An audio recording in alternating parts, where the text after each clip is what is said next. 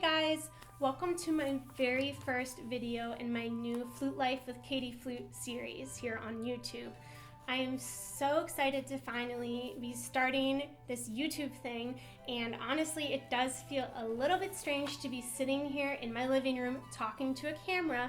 Normally my social media presence is working on things for my Instagram, taking photos, taking short video clips, so this is a little bit strange, but I'm really excited. And the reason why I'm starting this series here on YouTube is because I want to be able to answer some of your questions, to go into more detail than I can go into on a short caption on a photo or a video on Instagram, and to have something that's more permanent, searchable, and hopefully will be a resource to young musicians or just music lovers in general.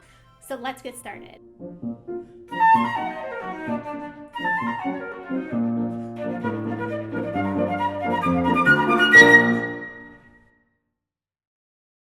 So for my very first episode, I thought that I would start to answer or attempt to answer the question that I am asked most frequently over on Instagram, besides that how do you get into Juilliard question, but that is something for another day. The question that I will be focusing on today is how do I practice, or how should one practice? Now I'd like to start by saying that I really didn't know how to practice until my freshman year at the New England Conservatory. Up until then, I had kind of just gotten by on my natural ability or my natural talent. However, I'm positive that if I would have known about the 4 practice tips that I'm going to share with you guys over the course of the next 4 videos, that I would have progressed faster and I would have alleviated some of the stress that I felt later on when I was trying to catch up in the weak aspects of my playing. So the 4 tools that you're going to need for effective practice sessions are a journal and something to write with, a metronome, cute stickers optional but recommended, a recording device, and a timer. And for these 2 things, you can just use your cell phone if you don't have a Zoom recorder or some type of professional recording device. And all phones should have some type of app or program that you can use as a timer. Yes, I know I can get my metronome on my phone too, but when it's sitting on my stand so close to me, and I see an Instagram notification and a text message and a Facebook notification, the next thing I know, I'm sitting on my couch looking at my phone instead of practicing Mozart. So it's just generally better for me to keep it across the room. Practice tip number 1 is to create a practice plan of attack. One of the biggest mistakes that I used to make when I was younger was to practice the same thing over and over again, aimlessly, without knowing really what I was trying to do, just knowing that I wanted it to sound better. Does that sound familiar to any of you guys? So the best way to avoid this aimless practicing is to create a plan, and that's where your practice plan of attack comes in. I'm sure a lot of you are familiar with the quote, if you If you plan to fail, you are failing to plan. If you fail to plan, you are planning to fail. Case in point, I just forgot the quote, and if I would have written it down ahead of time, I wouldn't have made that fail. Okay, moving on. So now let's work through a sample practice plan of attack together. Okay guys, so the basic version of the practice plan of attack is to write down what you're going to practice. So let's say that today I'm going to do my technique studies. I'm going to do an etude. And let's say altes, because I feel like I'm perpetually working on them. And then let's say we want to work on the first movement of our Mozart concerto. And then later we know that we need to work on some excerpts.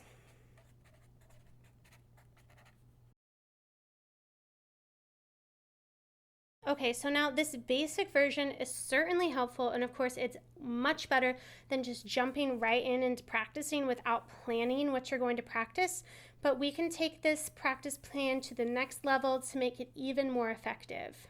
Okay, so now that we know what we're going to practice, the next step to make this practice plan more in-depth is to figure out how much time we will allow ourselves for each component.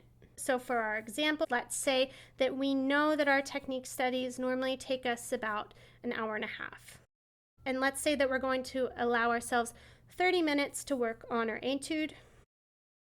We'll take a break in there, and then let's say that we're going to give ourselves 30 minutes for the first movement of our Mozart, and for our excerpts, 30 minutes, which gives us 15 minutes each. So from there, let's move on to add the next layer of detail, which is figuring out specific goals for each excerpt or piece. So for the purpose of this video, I'm going to leave the technique area alone just because I have a pretty set regimen that I'm currently doing. And if you guys are interested in hearing more about that, I can certainly elaborate further in another video. So let's just jump right into our etude. So maybe my goal for the day is to work it up to a certain tempo.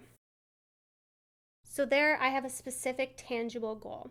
Okay, so now let's move on to our Mozart concerto. So let's say that we've looked at the piece, we're in the beginning stages of learning it, and we've already identified some of the really tricky spots that we know that we're going to need to work on.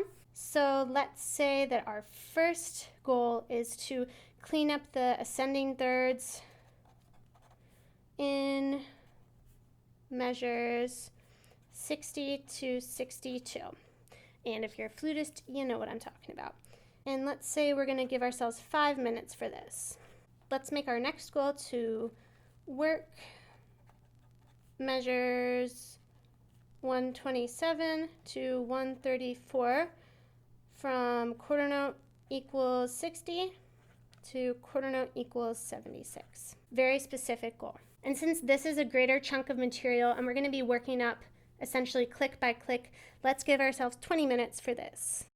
And let's make our third goal to clean up the octave leaps in measure 143 and 144. And since this is only 2 measures, let's give ourselves 5 minutes.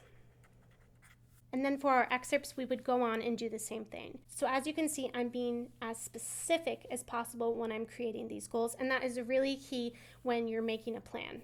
Don't forget to use your timer. So there you have it. That is a sample practice plan of attack to get you started. So I know that some of you might disagree with me on the whole setting the timer situation.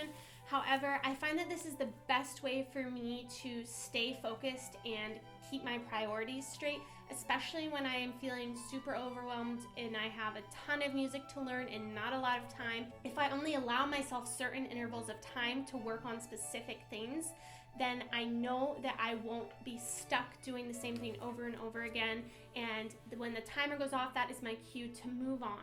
So I hope you guys found this video helpful. If you want to hear my next 3 practice tips, be sure to subscribe to my channel. Also, please feel free to leave suggestions in the comment section below about what topics you would like me to cover next. I'd really love to hear from you guys, and I appreciate your feedback.